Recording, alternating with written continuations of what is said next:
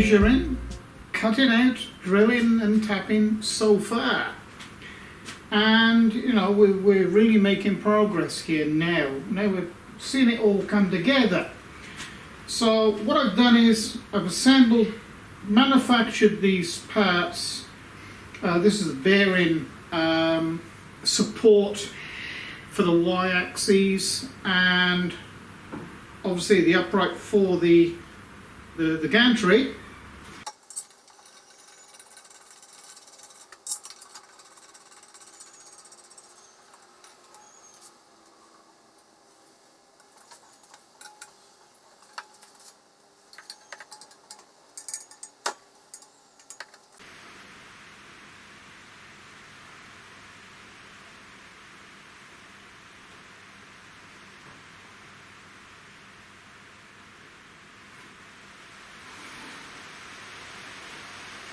So this is bolted together, this is bolted on square now to the gantry itself, and I'm just about to bolt the bearing blocks onto the bearing carrier, or whatever you want to call it. Of course, these are 5mm extended little bolts. That's really all you need. I mean, there's 8 per side, so 16 of these hold the gantry on, which is fine. So what I'm going to do, or what I'm actually doing, is I'm using the bearings and the gantry itself to line this up square on the top of the rail here. So then I can drill and tap these in, you know, the exact position that they need to be. And then when I've screwed this one down firm and ensured that this is 90 degrees to this rail, then I can assemble the other side and do the same assembly process on the other side. Okay, and I can move the gantry on this bearing all the way up to this end, tighten a couple down, and move it all the way down the other end, and tighten a couple down over there, and so on and so forth until, you know, this is exactly parallel with the y-axis. You know, this is exactly 90 degrees. That's what you're after. So I shall continue here for a bit.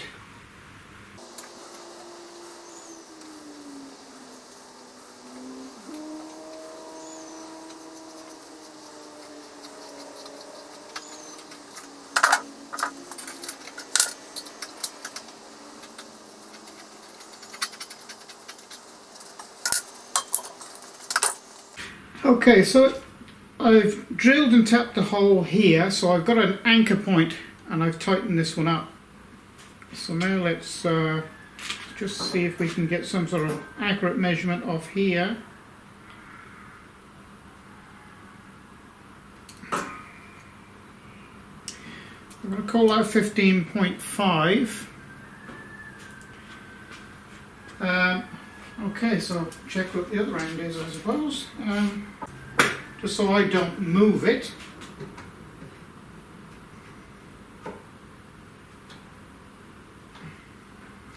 Because even though this is very stiff, I can actually bend it slightly, which is going to muck the reading up. So let's have a look, see what we've got here. Well, I can tell straight away it's over that way too much, I think. Not much, but I'll take it over 1.5mm. Just see what happens. So I need to put a register mark on here.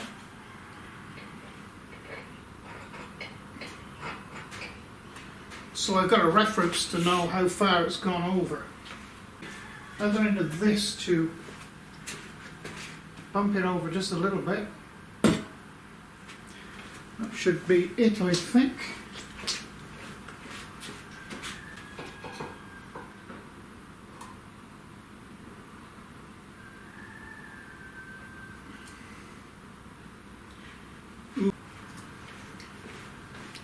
1529. Okay, I've got it down to 0.2 of a millimeter. You know, the surface of this RHS is not perfect. You know, I could mess around moving this back, trying to move this back and forth all afternoon. So you got to, you know, I'm calling it there. I got 0.2 of a millimeter, which really is not much at all. You know, sort of out of parallel then with this edge. So I'm gonna say that's good enough, because what we're really after here, which is more critical, is having this rail absolutely parallel with the rail over top of there. So the 0.2 over 5 feet is not going to make any difference at all. So, okay, so what I'm going to do now is drill and tap each one of these holes, work my way up through, and put screws in as I go. And then we'll turn our attention and do the same exactly identical process on the other side.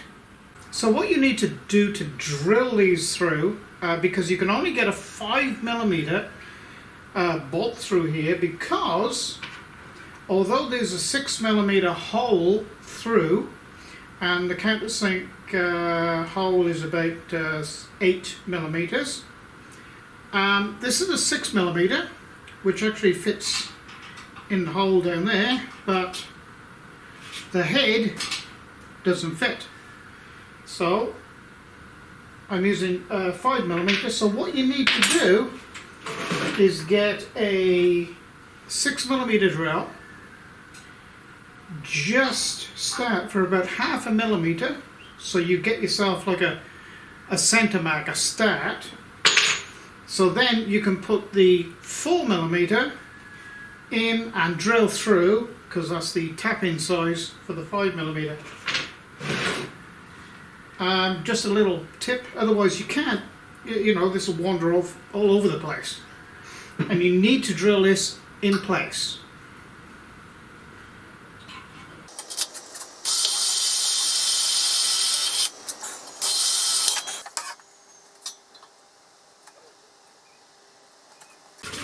I'm just putting one clamp on the back here, just to hold it in place.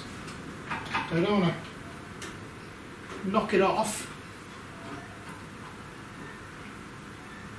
Okay, because I need this to be freely move, so as when I put the bearings on here and lock all this up, I can move the gantry all the way forward and use the gantry itself as a gauge to put this in the correct place in relation to the one on the other side.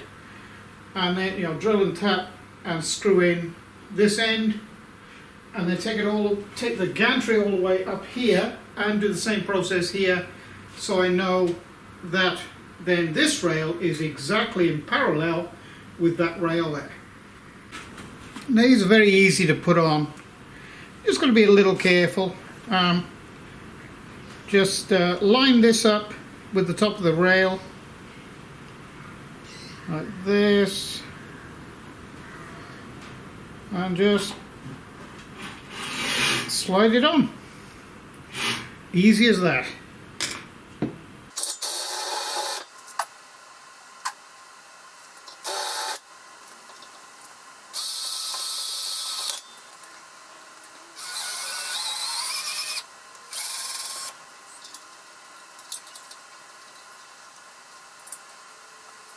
Okay, now I've got the front of this anchored, and I know it's exactly parallel, the front is parallel with that one.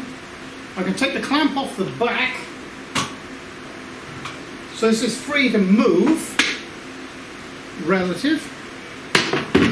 And now I'm going to push this back probably about halfway, and I'll put one in about halfway down.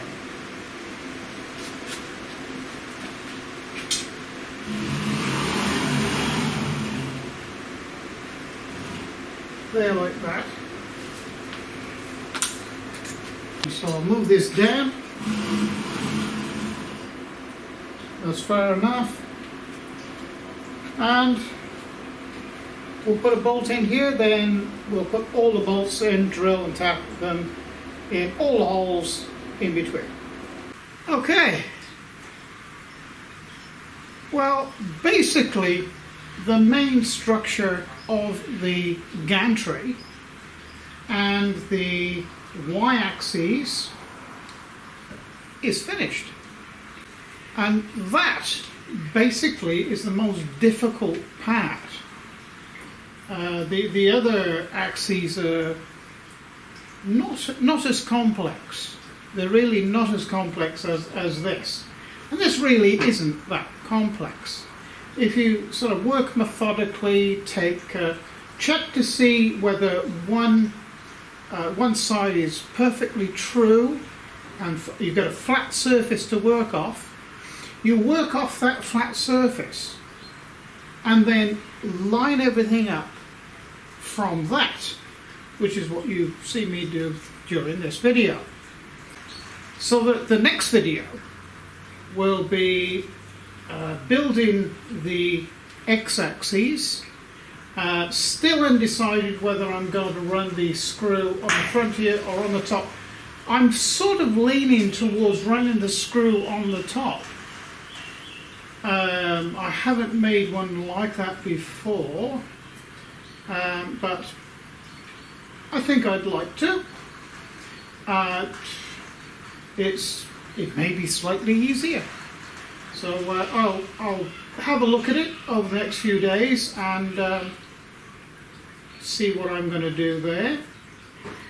But yeah, good, very happy. You know, it moves very, very nicely there. I've got to put grease nipples in and grease it all up. But everything's going very well. And if you've liked this video, please like and subscribe. All the drawings for the MIDI, the little 3018 and the lathe over there are on Patron. And they will be, all the drawings will be on Patron. In fact, I've already posted up the list of parts and what I paid and what vendor I got them from, which would probably be a big help to you. So they're already up on Patron. I plan this weekend to have the design for the chassis up on Patron, but I like to build it first. I'll build each section first, before and make sure that I'm happy with it. Then I'll do the drawing, and then I'll put it up on Patron.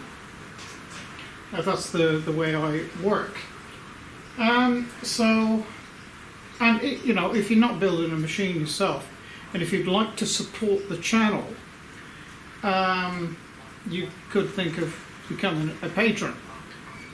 The Patron information is below this video, just in the video description area, and you know, it's the patrons that keep the channel going and allows me to do things like this.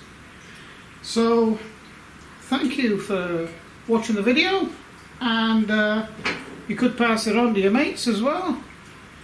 That's another way the channel grows.